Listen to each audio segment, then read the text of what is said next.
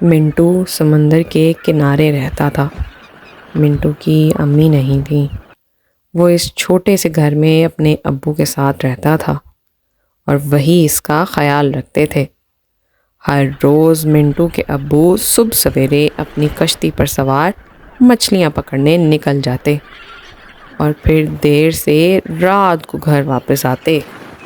एक रात समंदर में बहुत तेज़ तूफान आया।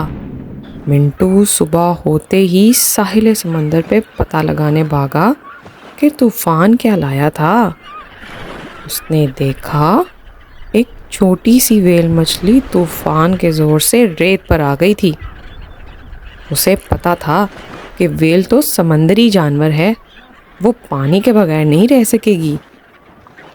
मुझे इसे जल्दी से पानी तक ले जाना होगा, उसने सोचा। व्हेल को अपनी गाड़ी में डाला और खींचने लगा। मिंटू ने अपनी तरफ से पूरी कोशिश की कि व्हेल को ऐसा लगे जैसे वो अपने घर यानी समंदर में ही है। उसने उसे समंदर की कहानियां सुनाई और मछली के खिलौने पानी के टब में रख दिए। अंधेरा होने लगा था।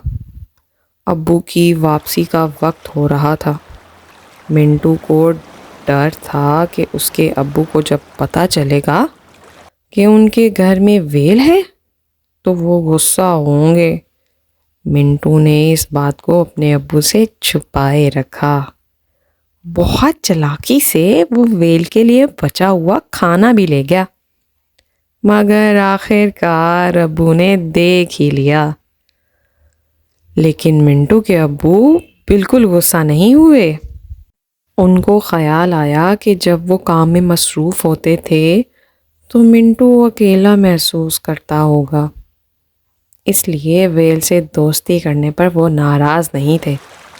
लेकिन हमें व्हेल को वापस समंदर में ले जाना होगा जहाँ से ये आई है, अब्बू ने मिंटू को समझाया।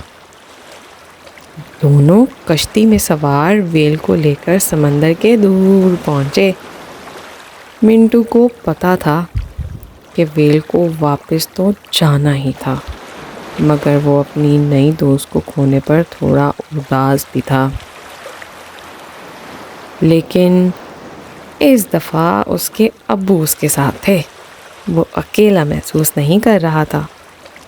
मिंटू अक्सर व्हेल को याद करता था और सोचता कि एक दिन जल्द ही वो दोबारा अपनी नई दोस्त व्हेल से मिलेगा।